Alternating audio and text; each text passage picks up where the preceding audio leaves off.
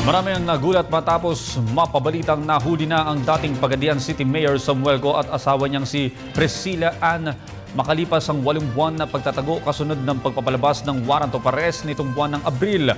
Ang mag-asawa ay nahaharap sa kasong syndicated estafa matapos akusahang nanguna sa Aman Futures Group Philippines Incorporated na biktima ng libo-libong mga residente lalo na sa Pagadian City at iba pang mga lugar sa lalawigan ng Zamboanga del Sur.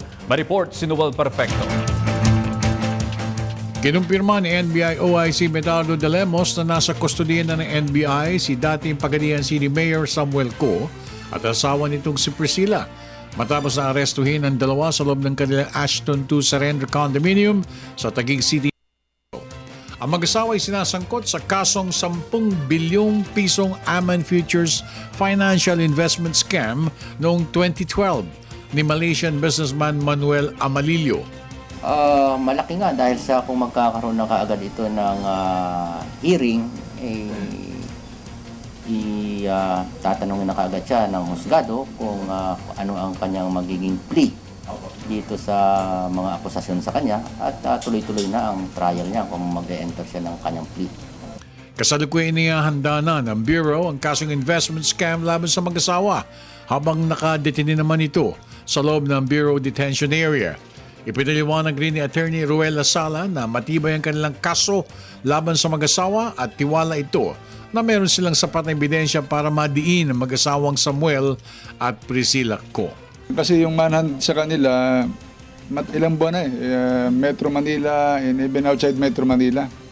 Maraming operatiba naghahanap sa kanila until dumating nga itong magandang impormasyon na ito. Maraming pinabulaan na naman ang abogado ng mag-asawa ang mga binibintang sa mga ito. Sa ngayon po, in-explore natin yung mga possibility katulad ng motion for recon dun sa finding of probable cause ng DOJ o kaya finding ng motion for determination of probable cause sa RTC ng Pagadian. Parang po dun sa Iligan ay nakaapila po. So iniintay din po natin ang magiging outcome po doon.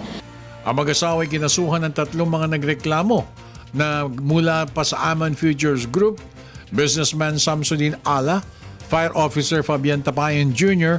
at ang empleyadong si Norol Hayat Taha. Ayon sa mga ito, mismong si Samuel Go ang balak na magpatakbo ng iligal na operasyon ni Manuel Amalillo. Para sa Telebisyon ng Bayan, ako naman si Noel Perfecto.